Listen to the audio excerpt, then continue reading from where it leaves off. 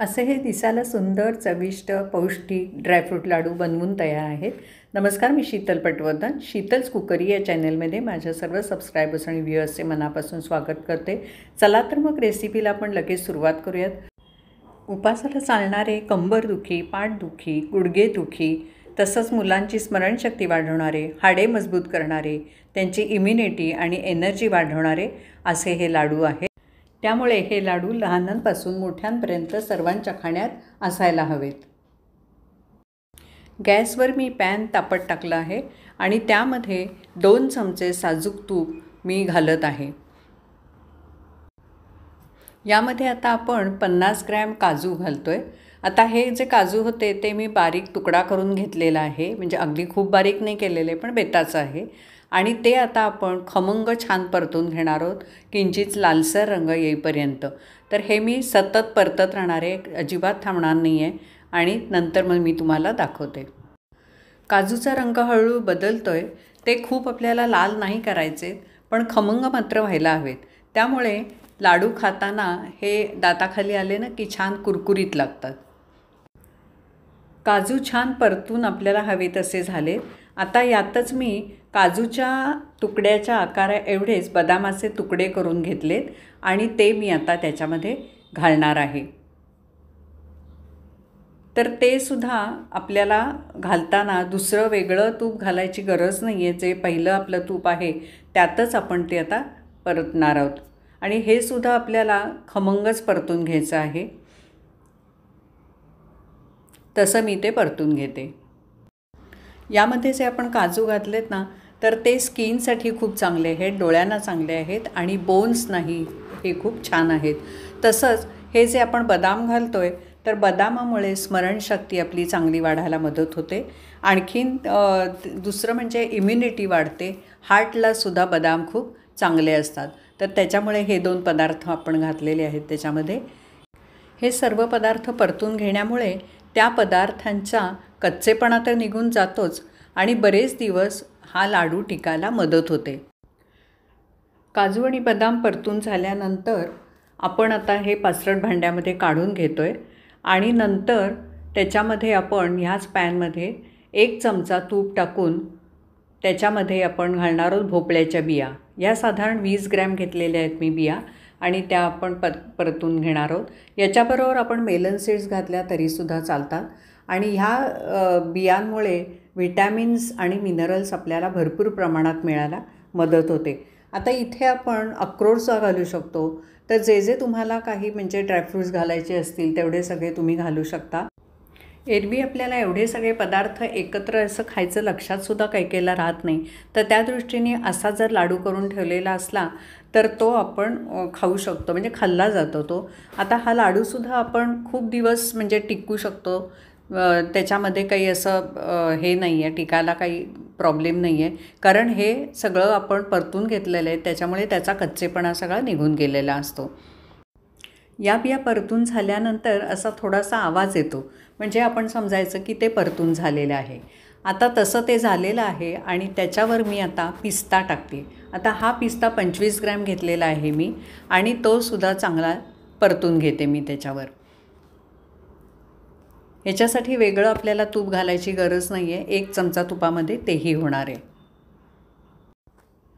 याचे सुद्धा तुकडे मी काजू बदामासारखेच तेवढ्याच आकाराचे घेतलेत, म्हणजे सगळं सारखं दिसावं कापलेलं म्हणून. भोपळ्याच्या बिया आणि पिस्ता आपला परतून झालेला आहे आणि तेही मी या पसरट भांड्यामध्ये काढून घेते. पिस्ते परतून झाल्यानंतर आपण त्याच्यामध्ये घालतो आहे सुकं खोबरं. हे 25 ग्रॅम सुकं खोबरं आहे आणि ते किसलेलं आणि भाजलेलं आहे.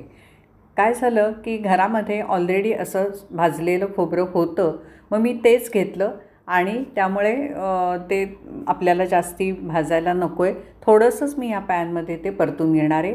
याच्यासाठी मी वेगळं तूप घातलेलं नाही आहे, कारण ऑलरेडी खोबऱ्यामध्ये तेल असतंच. ओला नारळ किंवा सुकं खोबरं आपण जेव्हा वाळवून करतो तर त्याच्यामध्ये आपल्याला फायबर भरपूर प्रमाणात असतं आणि स्किनलासुद्धा ते खूप छान असतं, म्हणून आपण ते वापरत असतो. आता हे झाल्यानंतर आपल्याला त्याच्यामध्ये घालायचे बेदाणे. आता हे जे बेदाणे मी घालणार आहे तर ते 20 ग्रॅम बेदाणे घेतलेले आहेत मी. यामध्ये मी तूप घातलेलं नाही आहे, पण तुम्हाला हवे असेल तर तुम्ही तूप घालून ते थोडेसे परतलेत तरीसुद्धा चालेल. बेदाण्यामुळे हिमोग्लोबिन आपलं वाढायला मदत होते आणि त्याचा आपल्या शरीराला फायदा होतो, म्हणून आपण बेदाणेसुद्धा घालत असतो. बेदाणे काढून घेतल्यानंतर आता आपण त्याच्यामध्ये घालणार आहोत खसखस. आता ही 2 टेबलस्पून आपण खसखस घेतलेली आहे. बोन्स आणि इम्युन सिस्टीमला दोन्ही याला ही चांगली असते, म्हणून ही आपण खसखस याच्यामध्ये घालत असतो.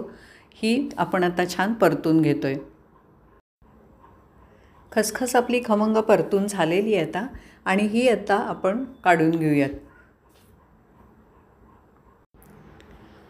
खसखस काढून घेतल्यानंतर इथे जे पॅन दिसतं आहे तर त्याच्यामध्ये आता मी 2 चमचे तूप टाकते आहे, आणि ह्या तुपावर आपण आता खजुराची पेस्ट परतणार आहोत.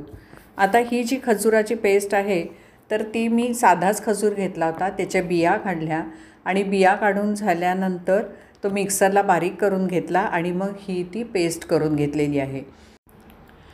ही पेस्ट आपल्याला आत्ता घट्ट वाटते, पण जसजसं आपण परतत जाऊ तर तसतशी ती सैल व्हायला लागते. ही पेस्ट लाडू खमंग होण्याच्या दृष्टीने थोडी मी परतून घेणार आहे, आणि टिकायच्या दृष्टीने सुद्धा ती उपयोगी पडते आपल्याला परतल्यामुळे. ही पेस्ट मी व्यवस्थित परतून घेतली, म्हणजे त्याच्यामध्ये कुठच्याही प्रकारचं मॉइश्चर राहायला नको म्हणून. आणि आता ही व्यवस्थित परतून झालेली आहे आणि मी ती खाली आता काढून घेते पॅनमधनं. आपण ती आता त्या पसरट भांड्यामध्ये घालणार आहोत. इथे मी 50 ग्रॅम खजूर घेतलेला आहे, पण तुम्हाला जर याच्यापेक्षा थोडा जास्ती घालायचा असेल तर तुम्ही घालू शकता. पेस्ट त्याच्यामध्ये घातल्यानंतर ते मिक्सचर सगळं व्यवस्थित नीट मिक्स करून घ्यायचं आहे आपल्याला.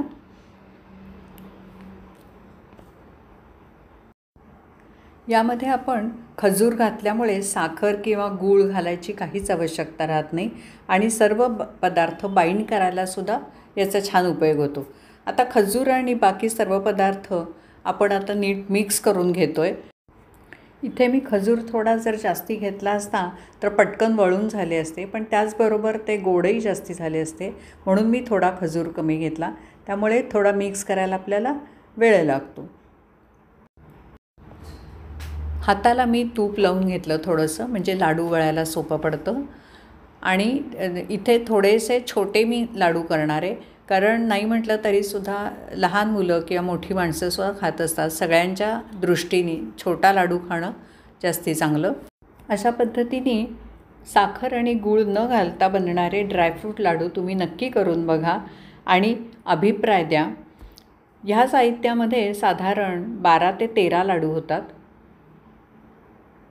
अशा प्रकारचे लाडू जर तुम्हाला आवडले तर इतरांबरोबर शेअर करा तुम्ही ही रेसिपी. माझ्या चॅनेलला अजून सबस्क्राईब केलं नसेल तर जरूर करा. बेल आयकॉन दाबा.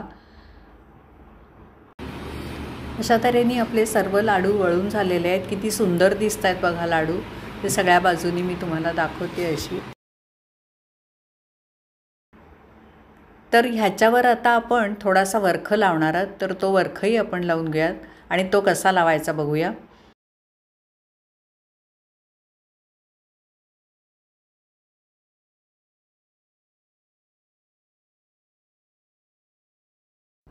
हे बघा, आता मी वरख दाखवते थोडा लावून. थोडा लावलेला आहे, थोडा दाखवते.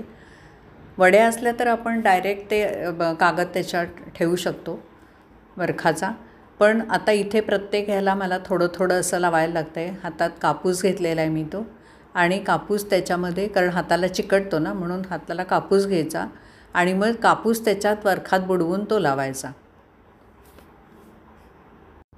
सर्व लाडूंना वरख लावून झालेला आहे. सर्व लाडू छान दिसत आहेत. पुन्हा आपण भेटूच आपण आणखीन एका नवीन रेसिपीसह. थँक्यू.